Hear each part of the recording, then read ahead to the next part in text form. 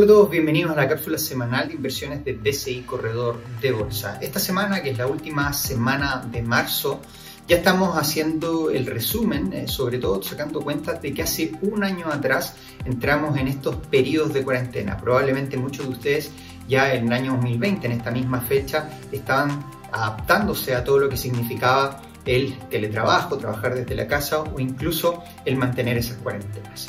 Sin duda alguna, el regreso de esta cuarentena total no ha sido solamente en Chile, sino que ha sido también en el mundo. Tenemos, por ejemplo, en los últimos 5 días, los retornos bursátiles que han sido presionados en gran parte por este retorno a cuarentenas de gran parte de los países en Europa, sobre todo también en Latinoamérica, algunas restricciones adicionales. Argentina, por ejemplo, está cayendo en torno al 6%, Perú también con algunas restricciones, un 2,5% en los últimos 5 días, y si vamos a los retornos bursátiles en los países desarrollados, mantenemos Estados Unidos con alrededor de un 1% y Alemania un 1,1%. Una de las cosas que tenemos que destacar en el año 2021, que es la comparación con el año 2020, ya estamos cumpliendo un año de lo que es esta cuarentena, un poquito más. El 18 de marzo del año pasado el presidente Piñera decretó el estado de catástrofe y el primer día en que se detectó el virus del primer paciente en Chile fue el 3 de marzo.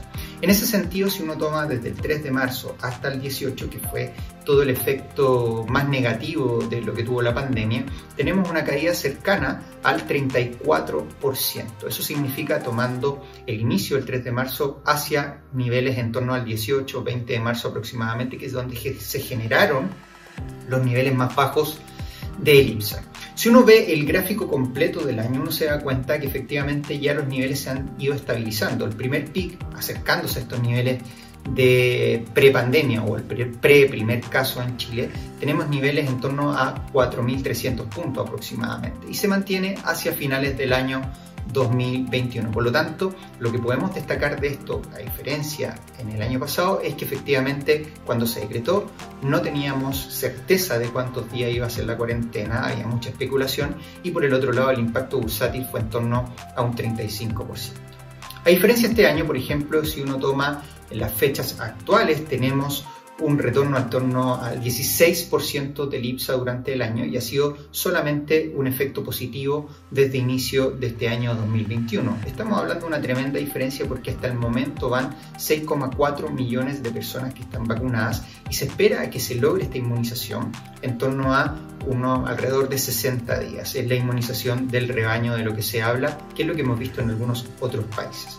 Otra cosa interesante es que los niveles actuales que tiene el IPSA al día de hoy son exactamente los niveles que tuvo en enero del año 2020, que eran niveles pre-pandemia. Eso es importante porque quizás hasta el momento el IPSA está ahorrando y ha tomado en consideración un escenario muy positivo en lo que va del año, sobre todo por el efecto de la vacuna y esta inmunización del rebaño de la que se habla.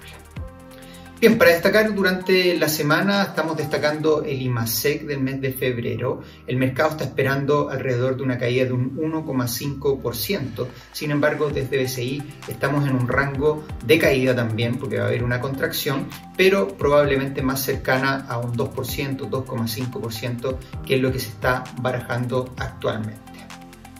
Bien, para ir cerrando la cápsula del día de hoy, vamos con los retornos de los últimos 5 días en el ámbito local.